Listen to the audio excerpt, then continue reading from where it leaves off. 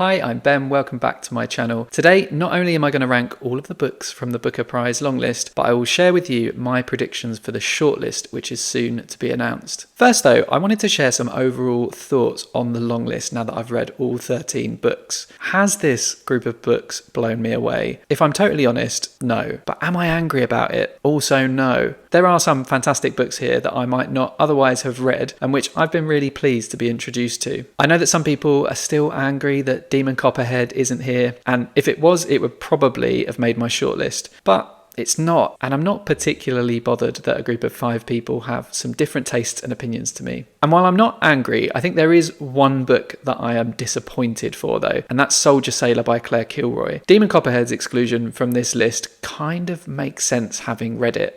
It's a completely different book with a very different kind of storytelling to the books that made the longlist. But Soldier Sailor absolutely has lots of the same themes and styles as the books on this list, and for me the execution is just head and shoulders above many of them. But I don't want to dwell on what didn't happen, what could have been, and instead let's celebrate what did happen. And when I say celebrate, I am just going to start from the worst book and work my way up to the best. The usual caveats apply. These are just my subjective opinions on these books. Don't expect any consistency because you ain't going to get any. This is all based on my subjective experience of reading these novels. And to be honest, this was a bit of a rush. I had to read a lot quicker than I otherwise would do.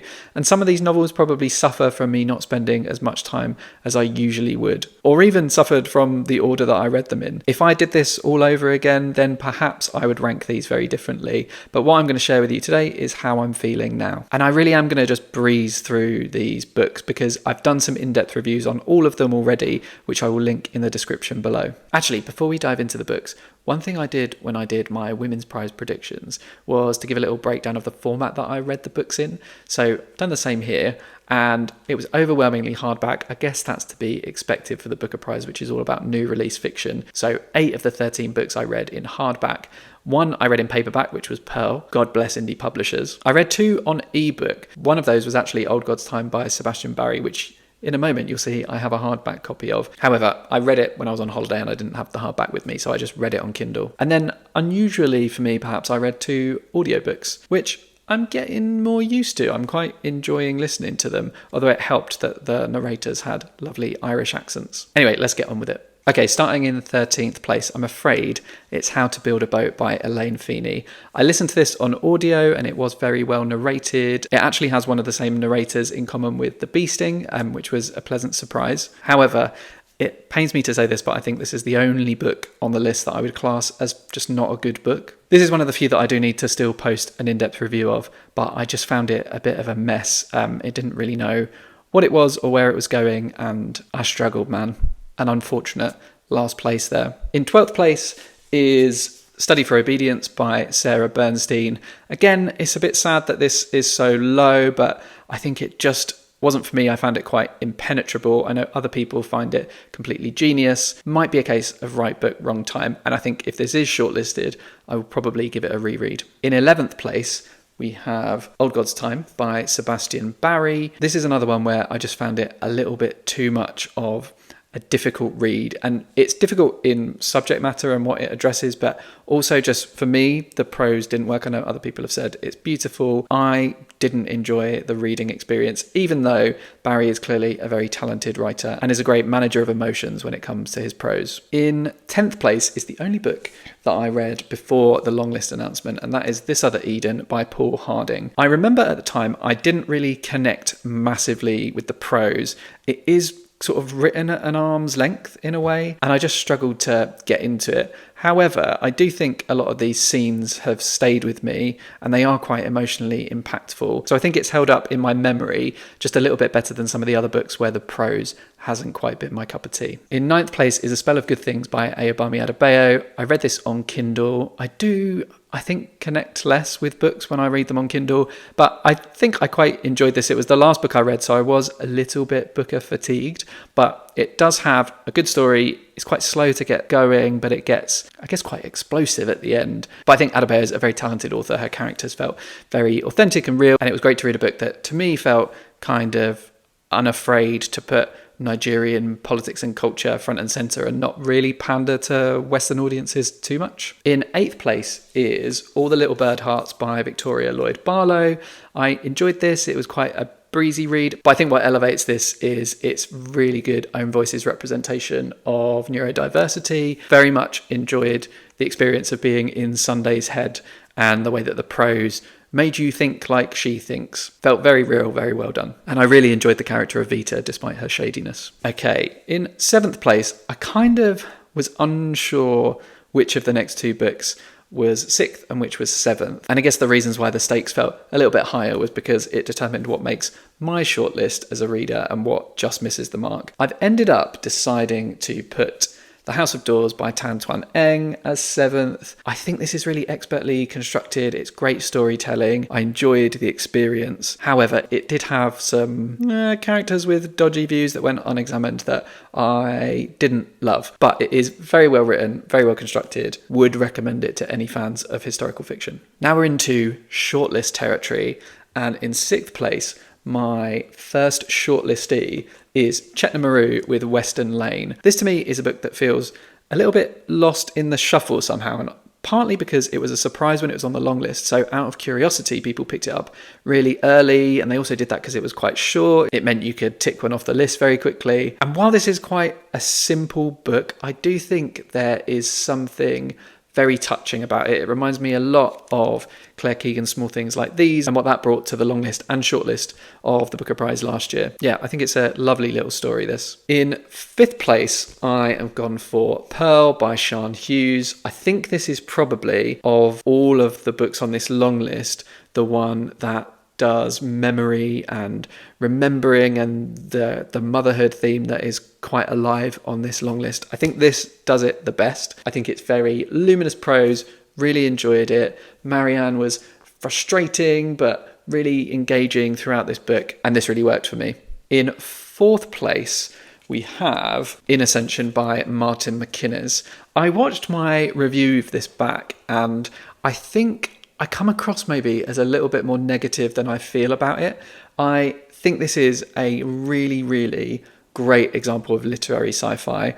I enjoyed my time with Lee. It is a little bit dispassionately written, but I think that reflects her occupation as a scientist. I think it's got big ideas. I think it's really interesting.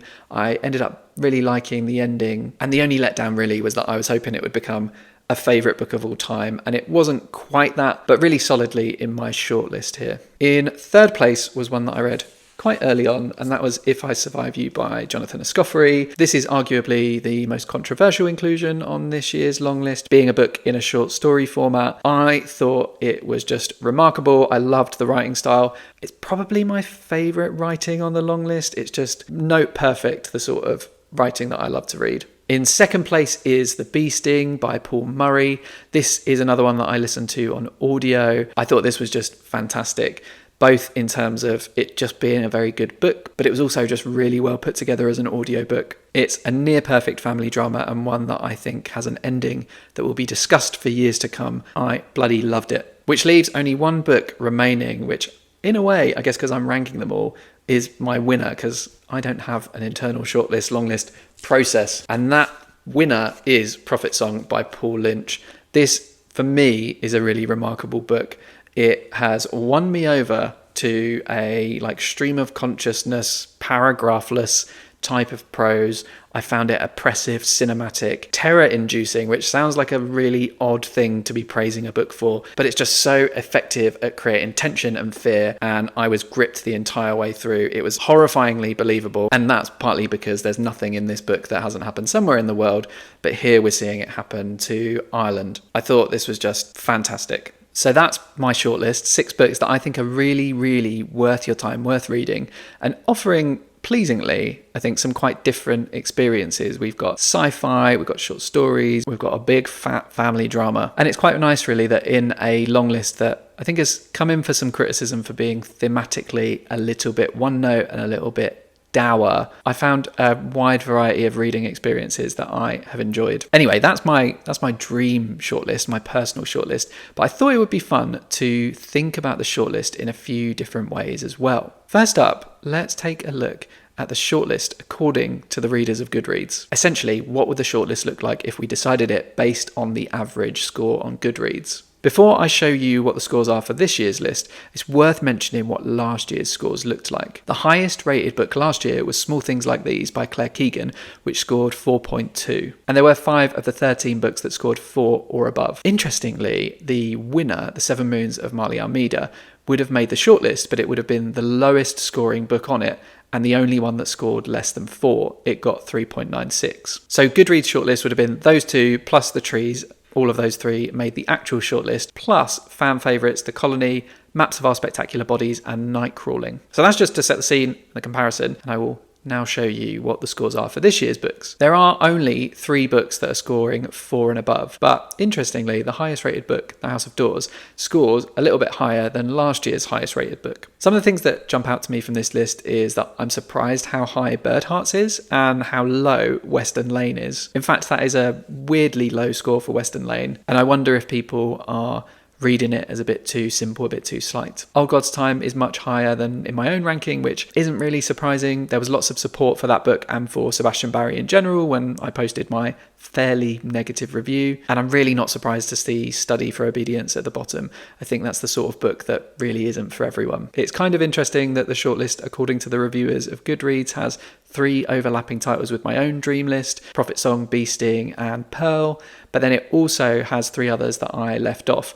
The House of Doors, which just missed out on my shortlist, and then All the Little Bird Hearts and Old God's Time, which were a bit lower in my rankings. Next, I wanted to take a stab in the dark at what the judges might put on the actual list when it's announced.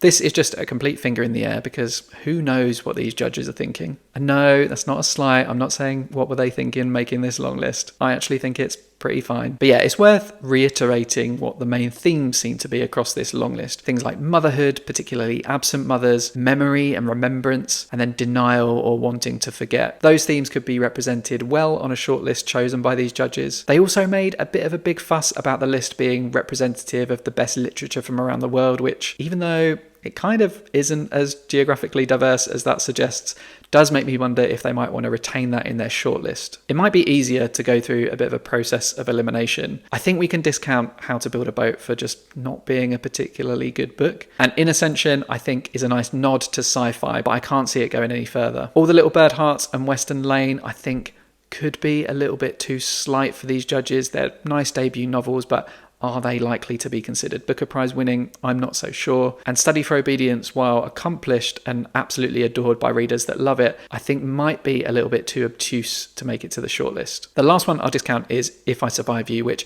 could lack a little bit of gravitas due to its short story format. In terms of what will make it then, I'm going to hope that the 2 books that I think are the best ones on this list are going to make it: Prophet Song and The Bee Sting, which leaves House of Doors, Old God's Time, Pearl, This Other Eden, and A Spell of Good Things. All of these, I think, are scratching the judges' itches. And if I'm going to pick one to leave out, I think perhaps Old God's Time. It seems a silly reason, but I can't imagine 3 Irish authors on the shortlist. And if it does make it, it's probably going to steal the space of The Bee Sting or something. So yeah, my guess at the judges' shortlist: House of Doors, Prophet Song, The Bee Sting, Pearl, This Other Eden, and A Spell of Good Things. Is that going to be the actual shortlist? I don't know. I've got no idea. My guess is as good as yours. And I would actually love to hear your guesses, so do drop a comment with what you think is going to make it. There's not long to go now until we find out the truth, but then it is a really long wait until the winner's announcement in November. I don't know what I'm going to do with myself. If you've enjoyed this video, please give it a thumbs up. If you'd like to see more from me, then hit subscribe. But until next time, toodles.